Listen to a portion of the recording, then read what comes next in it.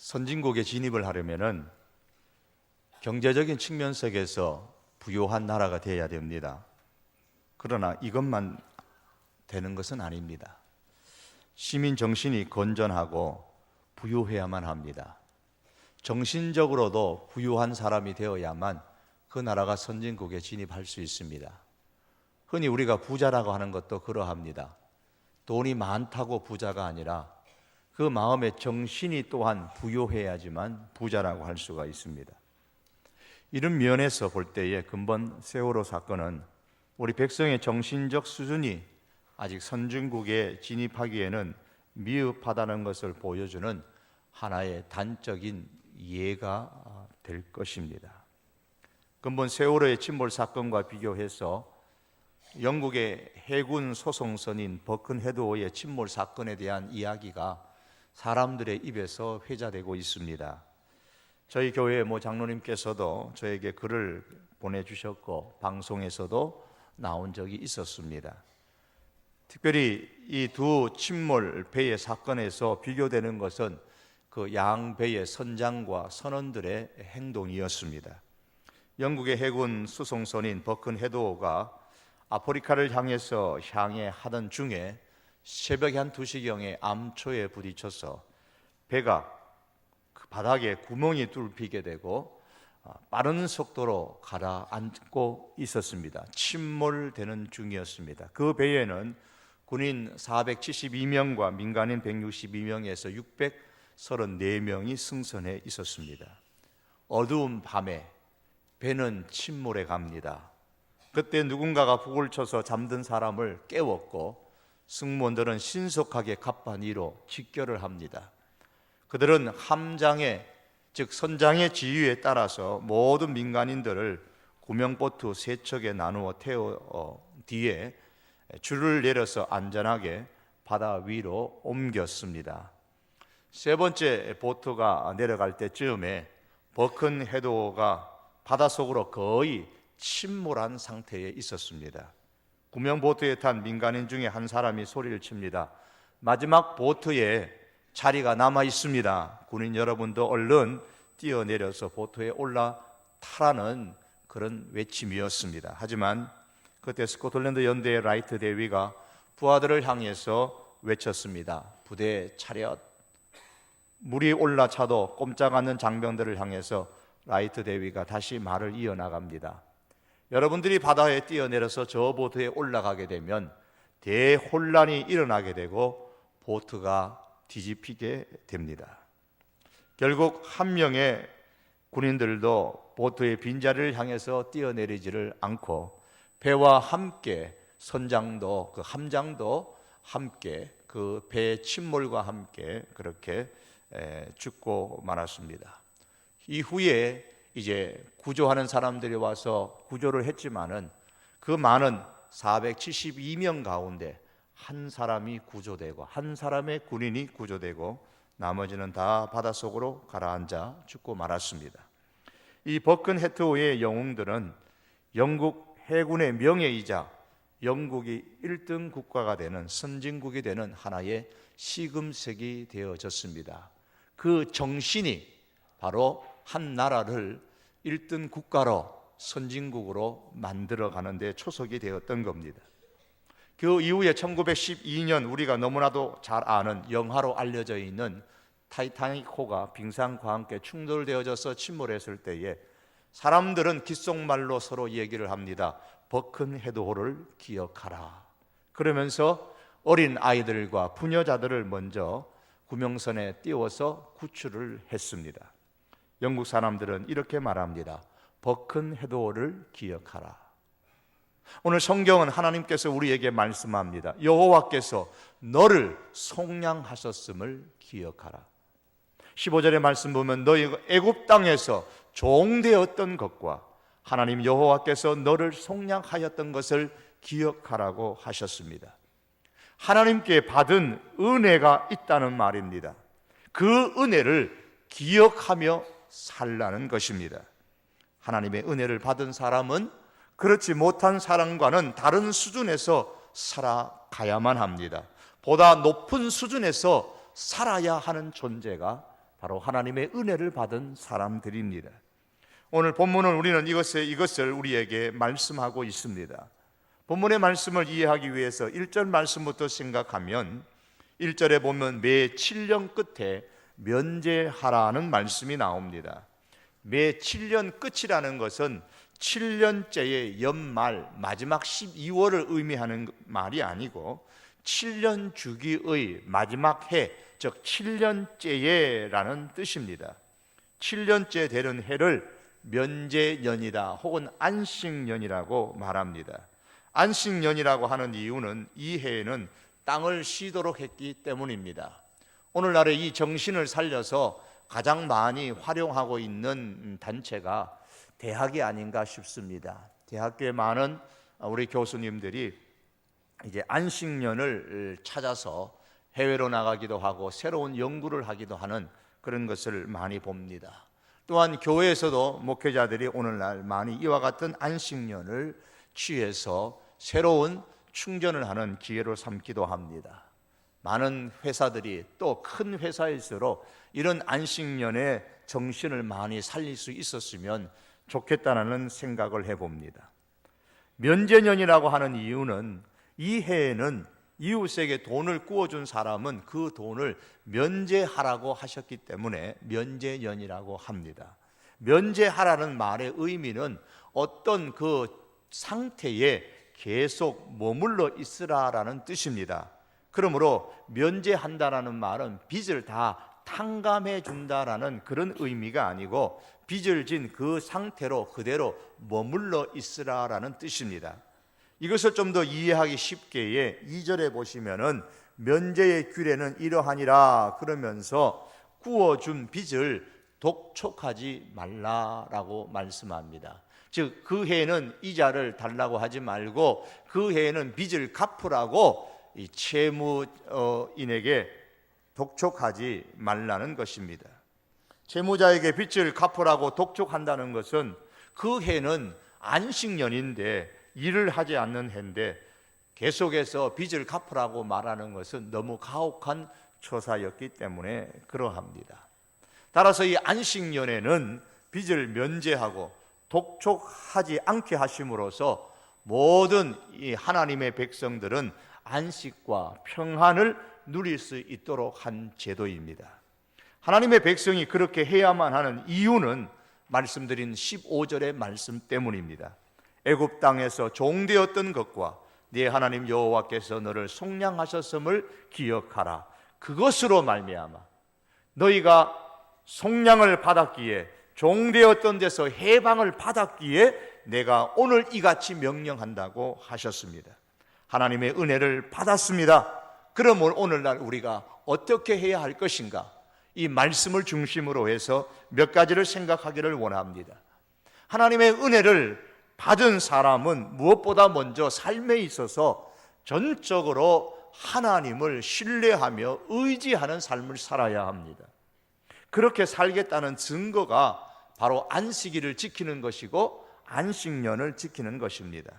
사람들은 종종 이야기합니다. 안식년과 안식일을 지키면 그는 뭘 먹고 사느냐?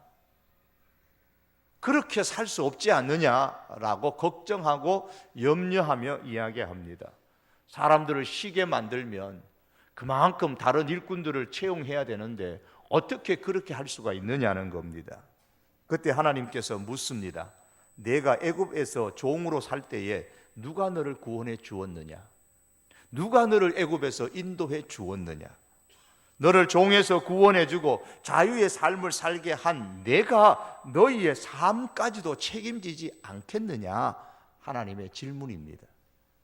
그러므로 안식일이나 우리가 안식년을 지키는 것은 하나님의 은혜를 받은 자로서 내 삶은 내 힘으로 사는 것이 아니고 오직 하나님의 은혜로 사는 것입니다. 이것을 고백하는 것이고 전적으로 하나님을 의지하는 것입니다. 하나님께서 나를 애굽의 종에서 구원하시고 인도해 주셨는데 어찌 내 삶을 책임져 주지 않으시겠냐는 하나님의 신뢰에 대한 고백인 거예요. 이 예배의 시간에 올라와서 내가 공부를 하면 한자라도 더 공부할 수 있고, 내가 수험생인데 지금 공부해야 되지 어떻게 하나님께 주일에 와서 예배 드려야 되느냐? 그건 내 힘으로 하겠다는 거예요. 내 힘으로 대학을 가겠다는 겁니다. 이 시간에 내가 지금 직장에 나가고 내가 사업을 해서 한치라도 더 돈을 벌어야 되는데 내가 어떻게 주일에 예배 드리러 갈 수 있느냐? 그건 내 힘으로 살겠다는 것입니다. 사랑하는 성도 여러분, 우리가 잊지 말아야 할 것은 삶의 결과는 하나님께서 이루시는 것이지 내가 이루는 것이 아닙니다. 일의 결과는 우리에게 있는 것이 아닙니다. 하나님께서 이루십니다. 성경은 말씀하기를 사람이 심고 뿌리고 수시로 물을 준다고 할지라도 결국에는 자라나게 하시는 분, 열매 맺게 하시는 분은 하나님이시라고 우리에게 말씀하고 있습니다. 심지 말라는 것이 아니죠. 물을 주지 말라는 것도 아닙니다. 우리는 우리가 할 수 있는 최대의 힘을 발휘해서 수고하여 심고 부지런히 물을 주고 가꾸어야 합니다. 그러나 그렇다고 해서 내가 이루는 것은 아닙니다. 하나님께서 이루십니다. 자라게 하시고 열매 맺게 하시는 분이 하나님이십니다. 이것을 믿으라는 겁니다. 이것을 믿고 하나님을 전적으로 신뢰하라는 것입니다. 본문 12절 말씀과 18절에 보시면 자기 집에 있는 종을 안식년이 되면 자유인이 되게 놓아주라고 그렇게 말씀했습니다. 12절에 보시면 내 종족 히브리 남자나 히브리 여자가 내게 팔렸다고 하자, 주로 팔릴 경우는 빚을 못 갚아서 팔릴 경우가 많습니다. 팔렸다고 하자, 만일 6해 동안 너를 섬겼거든 7째 해에 너는 그를 놓아 자유롭게 할 것이요 라고 했습니다. 그런데 그냥 놓아주는 게 아닙니다. 자유인이 되어서 독립하여서 살 수 있는 기반을 만들어 주라고 했습니다. 빚을 못 갚아서 종이 되었는데 종에서 해방된들 가진 것이 있어야 자유인으로 살 수 있지 않겠습니까? 그래서 13절에 보면은 빈손으로 가게 하지 말라 그랬습니다. 14절에서는 후히 주라고 했습니다. 그리고 하나님께 복을 받은 대로 그에게 주라고 했습니다. 살아갈 수 있도록 자유인으로 살아갈 수 있는 삶의 터전을 마련해 주라는 말씀입니다. 또한 18절의 말씀에는 종을 그렇게 자유롭게 놓아줄 때에 언짢게 여기지 말라고 했습니다. 주인에서 입장에서 항변할 수 있죠. 안 그래도 할 일은 많고 일손은 모자라는데 일하는 종까지 자유인이 되어서 놓아주면 우리 집안의 일은 누가 합니까? 우리 이 밭농사, 논농사, 이 가축은 누가 키웁니까?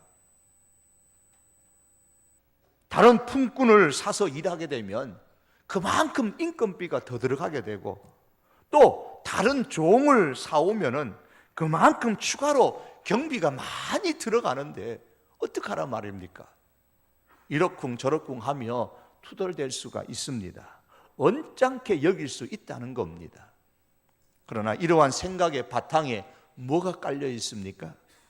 내 살림은 내가 이루는 것이다 라는 생각이 깔려 있습니다. 내 사업은 내가 이루는 것이지 하나님께서 이루는 것이 아니라는 생각이 잠재되어져 있기 때문에 거기에 투덜거림과 언짢음이 있는 겁니다. 그것을 아시는 하나님이시기 때문에 안식년에 종을 자유롭게 놓아주라고 하시면서 내가 애굽 땅에서 종되었던 것과 하나님께서 너를 속량하신 것을 기억하라고 하셨습니다. 내가 종되어서 자유인이 된 것이 너의 힘으로 된 것이냐? 내 힘으로 된 게 아니냐?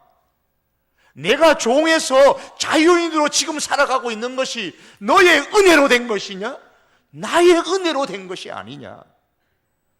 삶이라는 것이 너의 힘으로 이루는 것이 아니고 너의 삶은 나 여호와 하나님의 힘으로 되는 것이요 하나님의 은혜로 되는 것이다. 이것을 말씀하고 계시는 겁니다. 사랑하는 성도 여러분, 하나님의 은혜를 받으셨습니까? 하나님을 의지하며 살 수 있기를 바랍니다. 하나님의 은혜를 받은 사람은 전적으로 하나님을 신뢰하고 하나님을 의지해야 됩니다. 내 힘으로 사는 것 아닙니다. 내 힘으로 결과를 만들어내는 것 더더욱 아닙니다. 하나님께서 우리에게 결과를 만들어 주십니다. 그런데 사람이라는 존재는 이걸 잘 잊어버려요. 그래서 하나님께서 일주일에 한 번씩 매 안식일을 지키라고 하시고, 왜? 너의 힘으로 사는 것이 아니라는 것을 기억하라 라는 거예요. 또 그것도 모자라서 7년에 한 번씩 매 안식년을 만들어 놓고, 너의 힘으로 사는 게 아니다, 하나님의 은혜로 사는 것이다, 하나님의 은혜를 의지하라, 이렇게 가르치는 겁니다. 계속 기억나게 만드는 거예요. 그래서 이런 제도를 주신 겁니다. 여러분, 오늘 우리가 주일 오전에 우리 성도교회에 와서 하나님을 예배합니다. 어떤 마음으로 예배합니까? 하나님, 내가 하나님의 은혜로 구원받았습니다. 내가 지난 한 주간도 하나님의 은혜로 살았고 지금까지도 하나님의 은혜로 살았습니다. 이제 나의 삶이, 이제 한 주간도, 앞으로 내 인생도 하나님의 은혜로 내가 살 것을 믿습니다. 하나님의 은혜로 인도하실 것을 내가 믿습니다. 이것을 믿으며 내가 하나님을 의지합니다. 이런 심정으로 우리가 이 시간에 올라와 하나님을 예배 드려야 하는 겁니다.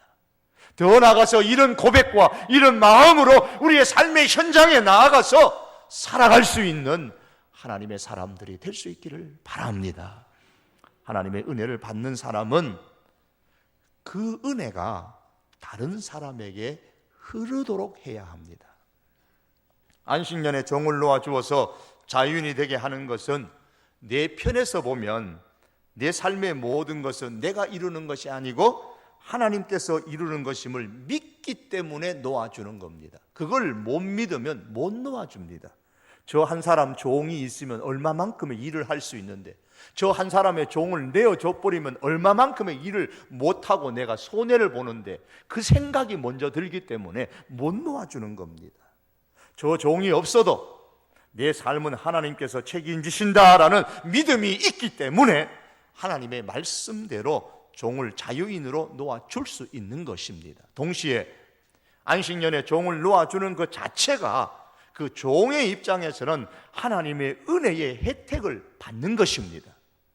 주인이 또한 하나님의 은혜를 받은 사람이기 때문에 그 종이 주인을 통해서 하나님의 은혜를 받는 거예요. 주인이 받은 그 하나님의 은혜가 주인을 통해서 종에게로 흘러가는 것입니다. 제가 카스에 올린 글 가운데 이런 내용을 소개한 적이 있습니다. 일본의 대마도 정벌은 조선 세종 때 이루어졌는데요, 요즘에 계속해서 독도가 자기들 땅이라고 하는데 우리가 대마도를 정복한 때가 있었습니다. 즉 대마도가 우리 땅이었던 때가 있었다, 그 말입니다. 그런데 이 조선 세종대왕 때 이루어졌지만은 실제로 그 이 대마도 정벌을 주도한 것은 세종이 아니고 그의 상황인 태종이 주도한 일이라고 합니다. 대마도를 점령하고 난 다음에 소금을 생산하는 사람들이 태종에게 장계를 올렸습니다. 내용이 그러합니다. 우리가 대마도 정벌에 참여하는 바람에 일을 못해서 소금의 생산에 차질이 많이 났습니다. 그러니 올해는 소금의 공납을 반으로 줄여주십시오 라는 그러한 장계였습니다. 태종은 그 장계를 보고서 하는 말이, 어찌 꼭 반만 감하겠느냐, 금년 것은 전액을 감해도 좋다라는 흔쾌히 허락을 하는 공문을 붙였습니다. 나라가 백성의 은혜를 입어서 대마도를 정복했으니 나라도 백성에게 그 은혜의 혜택을 누리게 해야 한다, 그 말입니다. 이렇게 은혜라는 것은 흘러서 함께 공유할 때에 행복과 기쁨이 모두에게 배가 되는 법입니다. 하나님의 은혜를 받은 사람은 그 은혜가 다른 사람에게 흐르도록 만들어야 합니다. 다시 15절의 말씀입니다. 너는 애굽 땅에서 종되었던 것, 내 하나님 여호와께서 너를 속량하였던 것을 기억하라. 애굽의 종에서 자유인이 되도록 내가 너에게 은혜를 베풀었으니까 너도 나의 은혜를 받은 사람으로서 다른 사람에게 이 은혜를 베풀라라는 말씀입니다. 그것으로 말미암아 내가 오늘 이같이 너에게 명령하는데, 내가 종에서 해방을 받았으니까 나도 너희에게 명하는데, 너희가 그 은혜를 받았으니 너희에게 종된 사람들을 7년 때가 되면 해방시켜서 은혜를 누리도록 만들어 주라는 것입니다. 사랑하는 성도 여러분, 성도는 애굽이 아니라 사단의 죄 가운데서 종으로 살다가 자유인이 되는 하나님의 은혜를 받은 사람이죠. 사도 바울은 고린도 교회 성도들에게 이것을 이렇게 표현을 했습니다. 우리 주 예수 그리스도의 은혜를 너희가 알거니와 부요하신 이로써 너희를 위하여 가난하게 되심은, 예수님은 하나님으로서 참 부요하신 분이십니다. 그런데 그 부요하신 분이 너희를 위하여 가난하게 되셨다. 가난한 사람으로 육체를 가지고 이 땅에 오셨고, 가장 가난의 절정이라고 할 수 있는 십자가에까지 돌아가셨다는 겁니다. 그의 가난함으로 말미암아 너희를 부요하게 하려 하심이라. 그 예수님의 철저한 십자가의 가난함을 통해서, 육체를 입고 이 땅에 오심으로 통해서 오늘 우리들이 하늘의 신령한 복으로 부요하게 된 사람들입니다. 하나님의 부요함을 누리게 된 사람이 바로 우리 성도들입니다. 그러므로 부요함을 입은 사람으로서 이 부요함이 사람들에게 흘러갈 수 있도록 만들라는 겁니다. 결국 오늘 본문의 말씀에서 강조하는 것이 이것입니다. 면제할 것이냐 면제하지 않을 것인가, 빚을 독촉할 것인가 말 것인가, 종을 자유롭게 놓아줄 것인가 말 것인가. 겉으로 드러나는 이것보다 더 강조하고 있는 것은 하나님의 은혜를 흐르게 하는 사람으로 살 것인가 말 것인가라는 겁니다. 이 말씀을 통하여 하나님께서 오늘 우리들에게 물으시는 것이 이 말씀입니다. 너희들이 하나님의 은혜를 받은 자로서 지금 살아가고 있느냐라는. 만일 하나님의 은혜를 받은 자임을 우리가 안다면, 하나님께서 우리 가운데 있게 하신 연약한 사람, 가난한 사람을 사랑함으로 통해서, 그들에게 은혜를 베풀므로 통해서 증명을 하라는 말씀입니다. 하나님의 은혜를 받은 사람으로서 그 은혜를 흐르게 하는 삶을 사는가를 알 수 있는 방법은 어렵지 않습니다. 우리 주변에 하나님께서 연약한 사람, 가난한 사람을 두면 저절로 알 수 있습니다. 우리가 이것을 증명하기 위해서 내가 하나님의 은혜를 흐르게 만드는 사람으로 살고 있는가를 증명하기 위하여서 멀리 애써서 찾아갈 필요 없습니다. 우리 주변에 그렇게 해줘야 될, 하나님의 은혜가 흘러가야 될 사람 많이 있습니다. 그들을 우리가 유익하게 하면 됩니다. 7절과 8절에 읽지 않은 말씀입니다만, 내 하나님 여호와께서 내게 주신 땅 어느 성읍에서든지 가난한 형제가 너와 함께 거주하거든 그랬습니다. 거주하면 어떻게 하라 그랬습니까? 내 손을 움켜잡지 말아라. 7절에 보시면 반드시 너의 손을 그에게 펴서 그에게 필요한 대로 쓸 것을 넉넉하게 구워주라. 은혜를 베풀라라는 말씀입니다.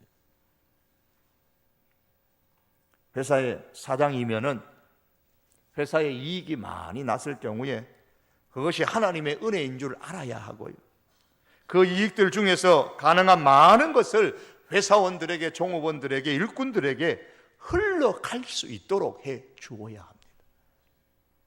이게 오늘날에 우리가 해야 되는 안식년의 정신이에요.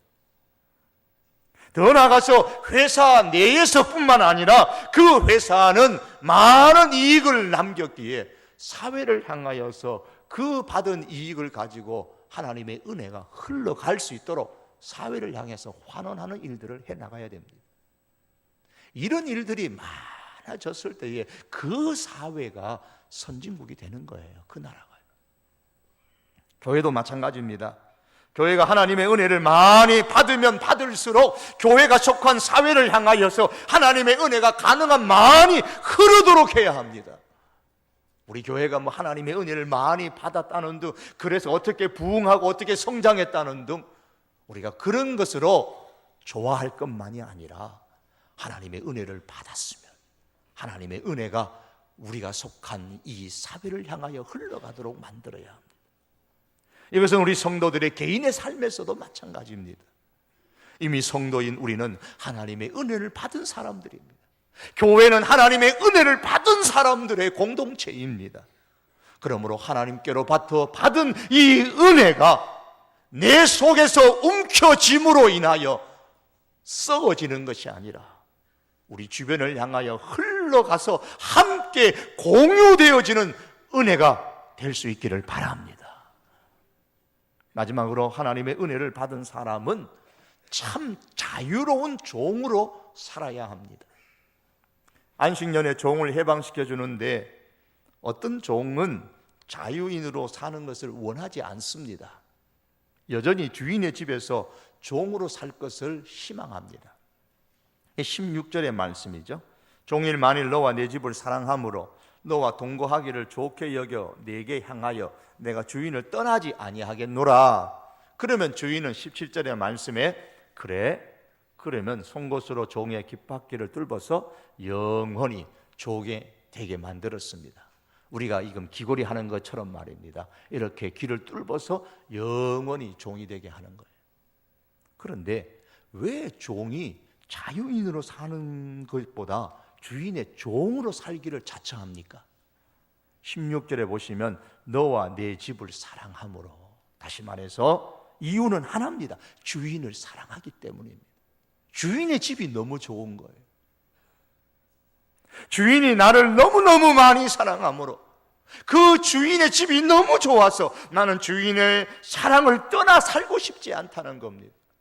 이 주인을 위해서 살아가고 이 주인의 집에서 일하며 살아가는 것이 곧 내 인생의 보람이요 나의 최고 베스트 가치라는 거예요. 그래서 나는 결코 떠나지 않겠다는 겁니다. 평생토록 종으로 살겠다는 겁니다. 자, 그러면 여기에서 관계가 이제 변화됩니다. 이제는 일을 한 만큼 대가를 주고 받는 관계가 아닙니다. 이제는 사랑의 관계로 변하게 되는 겁니다. 이것이 바로 하나님의 사랑에 의해서 맺어지는 하나님과 우리 성도들의 관계를 보여주는 것입니다. 여러분, 우리 성도는 나는 자유인이다.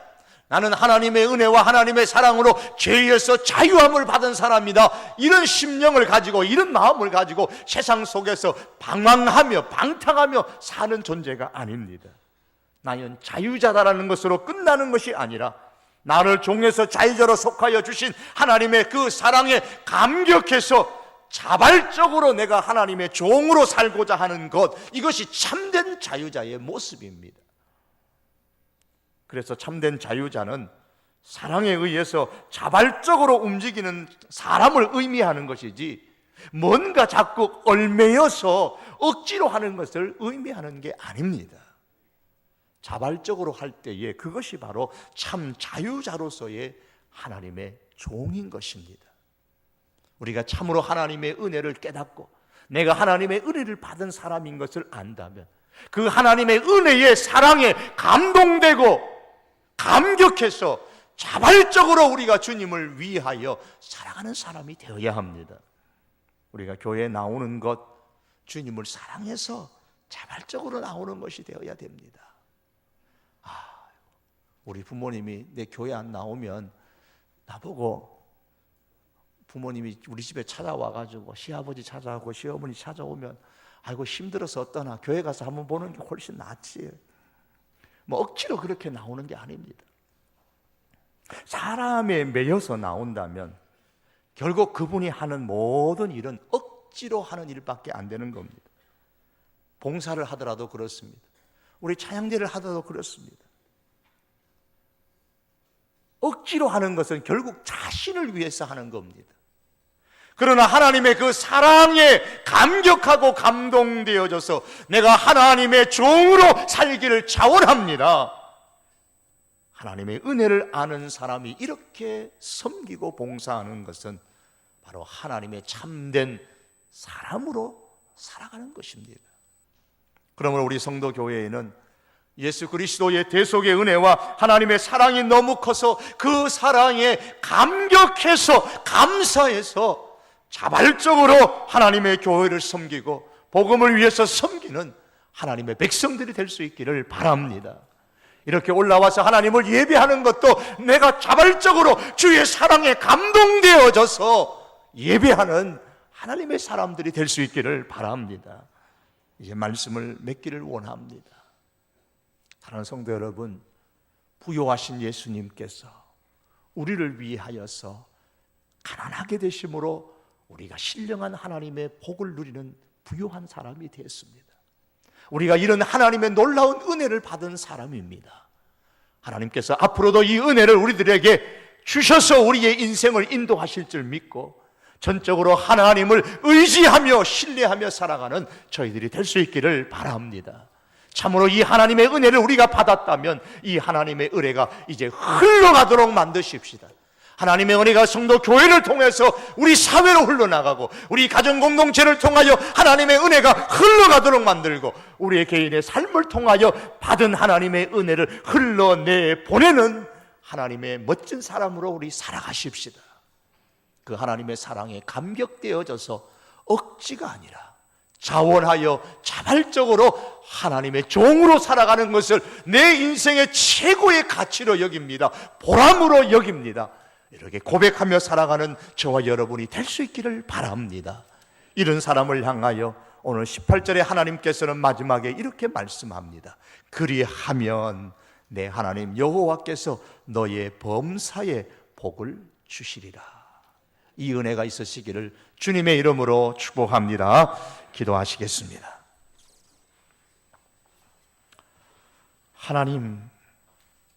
하나님의 은혜를 받은 우리들입니다. 하나님의 은혜가 얼마나 큰가를 주여 알게 하시고 깨닫게 하시고 하나님의 은혜를 받은 사람으로 또한 앞으로도 하나님께서 은혜를 베풀어 주실 것을 믿으며 하나님을 신뢰하고 의지하며 살 수 있게 해 주시옵소서. 내 힘으로 되는 것이 아님을 고백하게 하옵소서. 받은 그 은혜가 움켜잡는 것이 아니라 흘러가서 우리의 손을 펼 수 있게 하시고 우리 성도교회가 하나님 이 사회를 향하여서 또한 손을 펴서 흘러보내는 교회가 되게 해 주시옵소서. 아버지 하나님, 자원하여 자발적으로 그 하나님의 은혜에 감격하며 하나님의 진정한 자유로운 종으로 섬기며 살아가는 저희들의 인생이 되게 하시고 그로 통하여 하나님의 약속하신 복을 누리는 우리 모든 믿음의 권속들이 되게 해 주시옵소서. 예수님의 이름으로 기도하옵나이다. 아멘.